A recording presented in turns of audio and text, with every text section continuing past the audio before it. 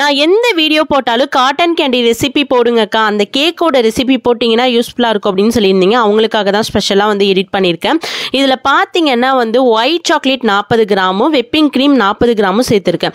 அதாவது இந்த ஒயிட் சாக்லேட்டை வந்துட்டு தனியாக எடுத்து வச்சுக்கோங்க. வெப்பிங் க்ரீமை டபுள் பாயில் மெத்தடில் மெல்ட் ஆக்கி அந்த ஹீட்லேயே ஒயிட் சாக்லேட்டை போட்டு நல்லா மிக்ஸ் பண்ணி விடுங்க. அது கூட பார்த்தீங்கன்னா ஒரே ஒரு ட்ராப், ரொம்ப ஜாஸ்தியாலாம் அந்த எசன்ஸ் சேர்க்கக்கூடாது. காட்டன் கேண்டி எசன்ஸு ரொம்ப ஹெவியாகிடும், கசப்புத்தன்மை வரும். அதனால் ஒரே ஒரு ட்ராப் மட்டும் சேர்த்து எடுத்துக்கிட்டேன். இது வந்து ஒரு ட்ராப் சேர்க்குறமே நல்லா ஃப்ளேவர் வருமா அப்படின்னு சொல்லி கேட்டிங்கன்னா, இது வந்து கொஞ்சம் ஹெவியான வந்து எசன்ஸ் தாங்க. அதனால தான் ரொம்ப ஜாஸ்தியாக சேர்க்கலை, ஒரு ட்ராப் சேர்த்துருக்கேன். அது கூடவே ஒரு ட்ராப் வந்து கொஞ்சமாக கலர். இது வந்து சும்மா வந்து நான் எனக்கு ஆசையாக இருக்குன்னு தான் போட்டிருக்கேன். உங்களுக்கு வந்துட்டு வேணாம் அப்படின்னு சொன்னீங்கன்னா அதை வந்து ஸ்கிப் பண்ணிக்கலாம். இது வந்து முக்கியமாக போடணும் அப்படிங்கிறதெல்லாம் கிடையாது. இப்போ ஒயிட் சாக்லேட் கணேஷ் வந்து ரெடி பண்ணிட்டோம். அதாவது காட்டன் கேண்டி கணேஷ்னு தான் சொல்லணும், ஒயிட் சாக்லேட் கணேஷ்னு சொல்லக்கூடாது. ஆமாம்ல.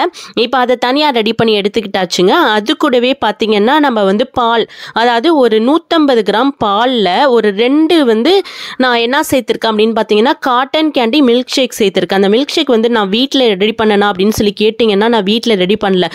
ஏன்னா வந்துட்டு அந்த காட்டன் கேண்டி மில்க் ஷேக் வந்து நம்ம வீட்டில் ரெடி பண்ணுறது அந்த அளவுக்கு ஃப்ளேவராக இல்லை. அதனால நான் அருண் ஐஸ்கிரீம்லேருந்து 2 மில்க் ஷேக் வாங்கி அதை தான் மிக்ஸ் பண்ணி எடுத்திருக்கேன். அதை மிக்ஸ் பண்ணதை பார்த்தீங்கன்னா இந்த பாலில் வந்து நான் நல்லா சோக் பண்ணிவிட்டு அதோட ஃப்ளேவர் வந்துட்டு நல்லா உள்ளார இறங்குற அளவுக்கு நல்லா ஃபில் பண்ணி எடுத்துக்கலாம். எந்த அளவுக்கு பால் சேர்க்குறோமோ அந்த அளவுக்கு நல்லாயிருக்கும். அதுக்காக ரொம்ப ஜாஸ்தியாக சேர்த்துறாதீங்க, அந்த ஸ்பாஞ்சிலேருந்து வெளியில் வர்ற அளவுக்கு. அதை சேர்த்து முடிச்சுட்டு வெப்பிங் க்ரீம், அது கூடவே வந்துட்டு நம்ம ரெடி பண்ணி வச்சுருக்க அந்த காட்டன் கேண்டி கணேஷ் இருக்கு இல்லையா, அதை வந்து ஸ்ப்ரெட் பண்ணி விட்டுட்டு சாக்கோ சிப்ஸு இந்த மாதிரி போட்டு எடுத்துக்கலாம்.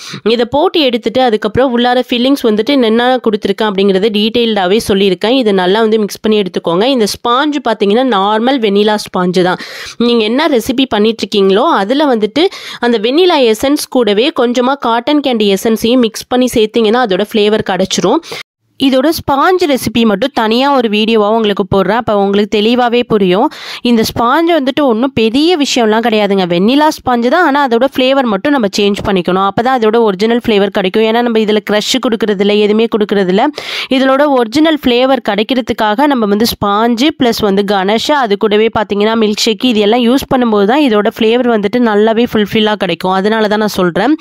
இந்த கேக்கில் பார்த்தீங்கன்னா நம்ம வந்து சிம்பிளான டிசைன் தான் யூஸ் பண்ணியிருக்கோம். இதில் வந்து கலர் கலராக என்னமோ வந்து புரியாத மாதிரி ஐசிங் பண்ணி எடுக்கிறாங்களே, இது என்ன வந்து இறுக்கி எடுக்கிறாங்களே அப்படின்னு சொல்லி நீங்கள் யோசிக்கலாம். இது வந்து டிஃப்ரெண்ட்டாக யூனிக்காக இருக்குங்க. இதோட டிசைன் பார்க்குறதுக்கே ரொம்ப நல்லாயிருக்கும். அதுக்காக ஒரு 3 கலர் சூஸ் பண்ணி, அதாவது பிங்க்கு, ஸ்கை ப்ளூ, அது கூடவே வந்து எல்லோ கலர், இது எல்லாத்தையுமே மிக்ஸ் பண்ணி இந்த கலர் வந்து காம்பினேஷனில் ரெடி பண்ணியிருக்கேன். ரொம்ப யூனிக்காக இருந்துச்சு பார்க்குறதுக்கு. இதோட டார்க் கலர் கூட சூஸ் பண்ணியிருந்தா இன்னும் உங்களுக்கு தெளிவாகவே தெரிஞ்சிருக்கும். ஆனால் டார்க் கலர் யூஸ் பண்ணுறதே வந்து இப்போ பிரச்சனை அப்படிங்கிறதுனால நம்ம ரொம்ப டார்க் கலர்லாம் யூஸ் பண்ணுறது கிடையாது.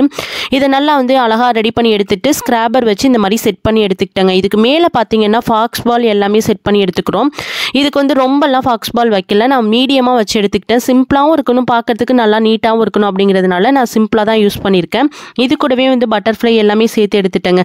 இதோட அவுட்லுக் பார்க்கும்போது ரொம்ப ரொம்ப க்யூட்டாக இருந்துச்சு. உங்களுக்கு ஏதாவது டிசைன் பிடிச்சிருந்துச்சுன்னா கூட என்னோட ஷேர் பண்ணிக்கலாம். அதே மாதிரி பார்த்தீங்கன்னா உங்களுக்கு ஏதாவது புது ரெசிபி வேணும், இந்த மாதிரி வீடியோ போட்டால் நல்லாயிருக்கும் அப்படின்னு சொல்லி நீங்கள் யோசிச்சிங்கன்னா நம்ம சேனலில் கண்டிப்பாக சொல்லலாம்.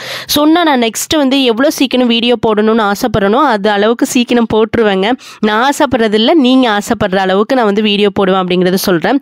இந்த வீடியோ உங்களுக்கு யூஸ்ஃபுல்லாக இருக்கும்னு நம்புகிறேன். இந்த வீடியோ உங்களுக்கு பிடிச்சிருந்துச்சுன்னா நம்ம சேனலை சப்ஸ்கிரைப் பண்ணி சப்போர்ட் பண்ணுங்கள். இன்னும் யூஸ்ஃபுல்லான வீடியோட உங்களை வந்து மீட் பண்ணுறேன்.